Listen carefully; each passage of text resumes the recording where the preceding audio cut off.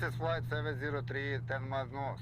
Roger, 703. Welcome to European airspace. Join left runway, downwind, runway Tango 6.